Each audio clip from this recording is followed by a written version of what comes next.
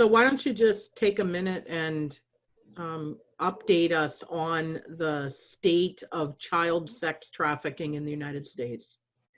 Yeah, look, that would consume the whole interview, and I do want to leave time to get to grooming as it relates to CSE. But we have an epidemic in our country. Anybody that chooses to not believe it or engage in it is living a pipe dream. They're absolutely 100% just in denial or complicit, right? Either aiding or abetting, and there's a lot of that.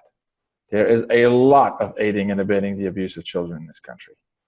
By design, by legislation, by turning a blind eye in law enforcement, or by law enforcement doing their work and the judicial system drops the ball, whether it is at district attorney level or on the bench or plea deals behind closed doors, whatever, right? There's a lot of people throughout the system, in the foster care system, in CPS, that know that it's happening, that are allowing it to happen, or are participating and benefiting from it happening, right? So let's not kid ourselves and think for 1 second we're fighting a crime that doesn't fight back. There's a lot of people that would like for this to continue. For me, it's a humanitarian state of emergency, right? Because of the ramifications in society, what happens when you sexually exploit children, right?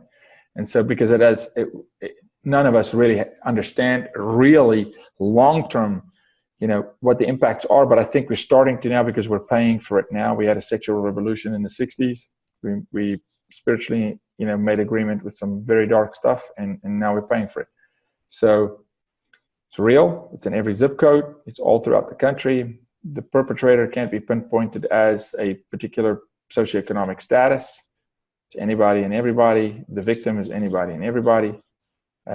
Although predominantly over 95% of the victims are girls, but boys on the rise like rapidly, but still it's predominantly girls who are victims, and it's predominantly men that are the buyer, right? Now, the pimp, however, that's become a lot more level playing field, even ground, women trafficking women, men trafficking women.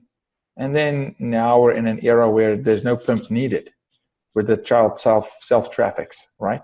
Without knowing it through online platforms, right? With just great coercion directly with the buyer, right? So you've got buyers turned pimp today, where they're doing the work of a pimp, but it's actually the direct connection with the buyer, right? So the child is self-trafficking, which makes the crime very hard to fight, because now for the last, I'd say, decade, we've been looking for the pimp. And now all of a sudden, now there's not a pimp in the equation, and now it seems like, and then all the numbers get skewed, right? None of the numbers are really accurate or a true reflection of the crime.